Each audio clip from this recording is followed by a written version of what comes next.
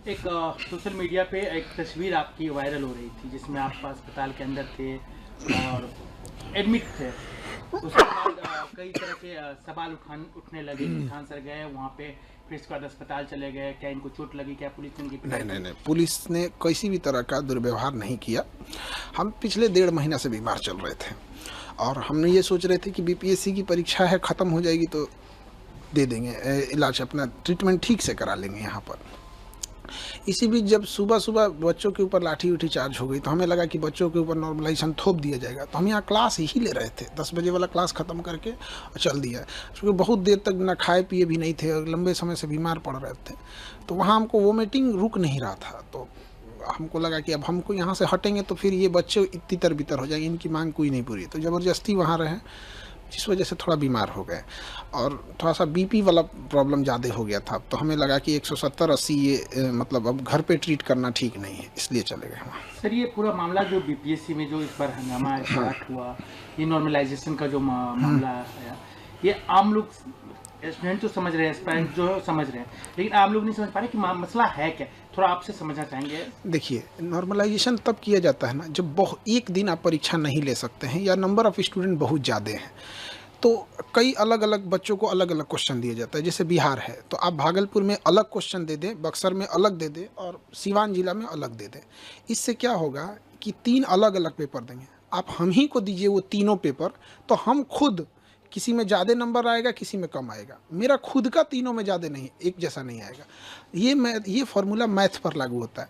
जैसे अगर किसी को कहा जाए 5 + 5 जोड़ो तो देगा 10, और उसे कहेंगे 20 + 10 जोड़ो तो भी बोलेगा 30, क्योंकि अगर उसे जोड़ आता है तो किसी भी तरह के जोड़ को जोड़ सकता है। लेकिन ये जीएस में लागू नहीं होता है। जैसे अगर हम किसी से कहें भारत का क्षेत्रफल बताओ तो बता देगा, कोई भी विद्यार्थी पढ़ता है।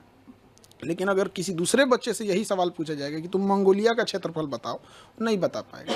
लेकिन कंप्यूटर कहेगा कि दोनों के क्वेश्चन का लेवल एक है, क्योंकि दोनों में क्षेत्रफल पूछा गया था। तो यही है नॉर्मलाइजेशन, आप मैथ में कर सकते हैं, यहाँ नहीं कर सकते हैं। अब आप जीएस में कैसे डिसाइड कीजिएगा कि बक्सर का युद्ध का क्वेश्चन ज़्यादा टफ है कि द्वितीय आंग्ल मराठा युद्ध का क्वेश्चन ज़्यादा टफ है। अमूमन अगर आप 100 बच्चों को दीजिएगा बक्सर का युद्ध तो बता देंगे, 100 में 90 बता देगा। लेकिन वही सवाल आप कहिएगा द्वितीय आंग्ल मराठा युद्ध बताइए तो 100 में 50 बता पाएंगे। तो बच्चों के साथ ये भेदभाव ना हो, ये गणित में सक्सेस है। बिहार में यूपीएससी कोई राज्य नहीं लागू की है, क्यों ना यूपीपीसीएस में है ना कहीं पे ही, ना ही यूपीएससी ने लागू किया है। यूपीपीसीएस ने आरओ में लागू करने की कोशिश किया था, बहुत ज़्यादा हंगामा हुआ, बाद में ये चीज़ें को वापस लेना पड़ गया था उन लोगों को। तो आयोग को भी समझना चाहिए, जब यूपी में नहीं हुआ तो यहाँ क्यों लागू कर रहे हैं। दूसरा, केवल 4.25 लाख बच्चे फॉर्म भरे थे, तो भी कोई औचित्य नहीं बनता है। एक होता है कि आपके पास 1 करोड़ बच्चे फॉर्म भर दिए, आप एक दिन नहीं ले सकते हैं। जैसे रेलवे में नॉर्मलाइजेशन करने का एक ही कारण है कि उनके पास नंबर ऑफ स्टूडेंट ज़्यादा है, बस यही। सिंगल शिफ्ट और ये जो एक ही पाली में एक ही क्वेश्चन पेपर वाला जो मसला है, उसके पीछे क्या रीजन है? देखिए, अब जैसे कि आयोग की ओर से कहा जा रहा है कि हम एक ही पाली में परीक्षा लेंगे। देखिए, एक ही पाली में परीक्षा लेने के बाद भी नॉर्मलाइजेशन हो सकता है। आप सिंगल पेपर लीजिएगा और अलग अलग जिले में अलग अलग क्वेश्चन दे दीजिएगा। दूसरा, एक सबसे बड़ा इसका कारण क्या है, आयोग खुद डिसाइड करता है वो किसका जवाब देगा, किसका जवाब नहीं देगा। उसे स्टूडेंट के टेंशन से कोई मतलब नहीं है। जैसे ये सितंबर में परीक्षा होने वाली थी, फिर बाढ़ वगैरह के कारण नवंबर गई, फिर दिसंबर गई। शुरुआत में एक नोटिफिकेशन जारी किया गया, पूरे अखबार में चलाया गया कि 38 जिले का क्वेश्चन अलग अलग रहेगा। ये 2 महीने से बीपीएससी के टीचर और स्टूडेंट एक मेंटल ट्रोमा से गुजर रहे हैं। पहली बार होगा 38 जिला का क्वेश्चन अलग अलग हो जाएगा। आयोग का कहना है क्या कि इससे पेपर लीक नहीं होगा। तो एक पेपर लीक एक समस्या जैसी भयावह है, वैसे ही नॉर्मलाइजेशन एक भयावह समस्या। अब हमसे कोई कहे कि आपका दाहिना आँख फोड़े कि बायां आँख फोड़े, काहे फोड़ोगे भाई? तो आप अपनी व्यवस्था सही रखिए, पेपर न लीक हो यहाँ पर। उसके बाद हुआ कि नहीं, 3 पेपर लेंगे। उसके बाद हम लोगों की मीटिंग भी बुलाई गई थी, तो उन्होंने हमें समझाया भी था कि देखिए नॉर्मलाइजेशन की प्रक्रिया ठीक है। हम लोगों ने कहा था ये मैथ के लिए ठीक है। अब जैसे साड़ी भारतीय ड्रेस है तो महिलाओं के लिए ठीक है। अब आप ये कहिएगा कि खान सर कह रहे हैं कि साड़ी एक भारतीय ड्रेस है तो क्या हम साड़ी पहन के हम घूमेंगे? आप समझिए, ये मैथ के लिए ठीक है, आईआईटी में लगाइए, हम वो पहले से लागू है, हम कहीं उसका विरोध नहीं कर रहे हैं। लेकिन जीएस के लिए लागू नहीं है यहाँ पर। तो आयोग इसका खंडन नहीं किया और सबसे बड़ा आग में घी का काम किया। 4 दिसंबर को आयोग ने एक नोटिफिकेशन जारी किया हर एक डिस्ट्रिक्ट मजिस्ट्रेट को कि हम आपको 3 तरह का पेपर भेज रहे हैं और यहीं से ये आग फैल गई कि आप 3 तरह का पेपर क्यों भेज रहे हैं। हम लोगों ने कहा कि आप एक नोटिफिकेशन जारी कर दीजिए कि इन 3 पेपर में से किसी एक का ही प्रयोग आप सभी जिला में करिएगा। तो आयोग ने कहा कि हम नहीं बोलेंगे। तो हम लोग को मजबूरी में जाना पड़ा और वापस वहाँ से लौटे इसी आधार पे कि आयोग ने शाम को 7 बजे 8 बजे के बीच में एक नोटिफिकेशन जारी किया कि हम एक ही यूज़ करेंगे। हमारी बात ख़त्म हो गई यहाँ पर। सीधी सी एक छोटा सा नोटिफिकेशन आप ऑफिशियली दे देते तो कभी बवाल नहीं होता। एक शिक्षक से पूछिए, हम लोग चाहते हैं पढ़ाना, शांति से पढ़ाना, 10 घंटा 12 घंटा पढ़ाने के बाद इतना हिम्मत और होश नहीं रहता है कि हम लोग जाके सड़क पे जाके लाठी खाएं। लेकिन सर ये कहना चाहते हैं क्या केवल बीपीएससी नॉर्मलाइजेशन वाला पैटर्न तो नहीं अपना रही है, इससे पहले भी अपनाया गया है कई एग्जाम में? जो भी एग्जाम में अपनाया गया है उसमें 2 ही कारण रहे हों। या तो उस एग्जाम में ज़्यादातर प्रश्न साइंस या मैथ के रहे होंगे जैसे आईआईटी हो गया, या फिर उस एग्ज़ाम में 1 करोड़ से ज़्यादा बच्चे बैठे होंगे जैसे रेलवे हो गया। तो जब बच्चे ज़्यादा बैठ जाते हैं तो वहाँ मजबूरी के कारण लेना पड़ता है, क्योंकि किसी राज्य की क्षमता नहीं है कि 1 करोड़ परीक्षा एक दिन में करा ले। और साइंस और मैथ में है कि वो नॉर्मलाइजेशन साइंस मैथ के लिए बना ही है। हमारे यहाँ ये दोनों चीज़ नहीं है। ना ही हमारे बीपीएससी में 1 करोड़ बच्चे हैं, 4.5 लाख बच्चे, उसमें भी एग्ज़ाम कितना दिए हैं, 3.5 लाख। तो आयोग के पास एक अनुभव होना चाहिए कि जितने फॉर्म भरते हैं वो सारे एग्ज़ाम नहीं दे देते हैं। और दूसरा, हमारे यहाँ जीएस भी नहीं है। पेपर लीक की समस्या कितनी बड़ी समस्या मानते हैं? क्योंकि जब भी होता है बिहार में हल्ला होता है कि पेपर लीक हो गया, हर जगह से यूयू छापा मारना चालू करती है, कहीं पकड़ाते हैं कहीं पकड़ाते हैं, तो ये कितनी बड़ी समस्या है बिहार की? देखिए, ये इससे बड़ी समस्या विद्यार्थी जीवन के लिए कोई नहीं हो सकता है। इसमें सबसे ज़रूरी चीज़ क्या है कि जिस पे शक हो उस पे नार्को टेस्ट कराया जाए। क्योंकि कई बार ऐसा क्या होता है ना कि कोई व्यक्ति खुद नहीं इन्वॉल्व होता है, लेकिन जब उसको पता होता है कि यह व्यक्ति पेपर लीक करा रहा है तो वहाँ आँख बंद कर लेता है। तो ये भी एक तरह का अपराध ही है। तो नार्को टेस्ट कराएं मीडिया के सामने, और इसके लिए कैपिटल पनिशमेंट, फांसी की सज़ा रखी जाए, उससे नीचे कोई सज़ा नहीं। आप खुद गए थे या छात्रों ने बुलाया था? क्योंकि आपके ऊपर एक तरह से कहिए तो ठिकरा फोड़ दिया गया आयोग की तरफ से। कुछ राजनीतिक पार्टियां ने डायरेक्ट आपका नाम ले लिया कि ये जो सर हैं ये लोग रंगा सियार हैं, यही लोग बच्चे को प्रभुक कर रहे थे। नहीं, ऐसा तो किसी ने, मतलब आप एक बार दोबारा सवाल पूछेंगे, हमको सुन नहीं पाए। हमने हमारे ही एजेंसी पे बाइट मिला था बिहार के बीजेपी के उप मुख्यमंत्री। अच्छा, इनका कि रंग आपके बारे में, एक और सर के बारे में, ये लोग जो है कि शब्द, मतलब उनका कहना था कि मतलब थोड़ा सा प्रवोक कर रहे हैं यहाँ पर। ऐसा कोई प्रवोक वगैरह हम लोग नहीं कर रहे, मजबूरी थी हम लोग की। हम लोग कोई प्रवोक नहीं किए। आप गर्दनी बाग में जो बच्चे प्रोटेस्ट किए थे, आप पूछिए पुलिस से कि एक गमला भी तोड़ा है बच्चों ने, एक गमला भी तोड़ा होगा तो हम बच्चों की जिम्मेदारी ले लेते। उन्होंने कुछ नहीं किया यहाँ पे। तो हम लोग ने कोई भी प्रवोक नहीं किया था इस तरह का। दूसरी चीज़ क्या है कि हम लोग वापस क्यों आए थे, एक छोटा सा नोटिफिकेशन के लिए। अगर आयोग लिबरल रहता, हठधर्मिता नहीं दिखाता, तो हम लोग वापस आ जाते। बिना मतलब के पुलिस को भी इंटरफेयर करना पड़ा। पुलिस का ये सब काम थोड़ी है कि कोई तांडव करे, बीच में पुलिस आ जाती है। आप मानते हैं कि ठीक है, बच्चे हैं, उनका जब हक मारा जाएगा तो प्रोटेस्ट करेंगे, क्या और क्या करेंगे, ईटा पत्थर तो चलेंगे नहीं। लेकिन जब वो प्रोटेस्ट करने जाते हैं तो जिस तरीके से उन्हें ठंड में पीटी गई, दौड़ा के मारा गया, किसी का हाथ टूटा, किसी का पैर टूटा, ये बिल्कुल गलत है। वो बच्चे भी जो अधिकारी बने हैं लोग, वो भी एक समय में स्टूडेंट थे। और वो जितने वर्तमान अधिकारी हैं उनसे ही पूछते हैं क्या आप अपने स्टूडेंट लाइफ में नॉर्मलाइजेशन बर्दाश्त करते? वो नहीं बर्दाश्त करते। तो बच्चों को भी पीटा गया वहाँ पर, ये गलत है। यहाँ पर हम लोग भी जब बीपीएससी के लिए जा रहे थे तो डिटेन किया गया थोड़ी देर के लिए, बाद में छोड़ा गया जब नोटिफिकेशन आ गया तब। सर ये बताइए कि खान सर नॉर्मलाइजेशन को लेकर अब क्या करेंगे, आगे क्या करेंगे? अब ये 2024 पे तो नहीं हुआ, 25 में भी लागू नहीं होने दिया जाएगा। अब इसके लिए हम लोग जहां भी जाना पड़े, संबंधित अधिकारी जिनको अवगत कराएं इन सब चीज़ों से, यही हम लोग। पेपर लीक हुआ है सर?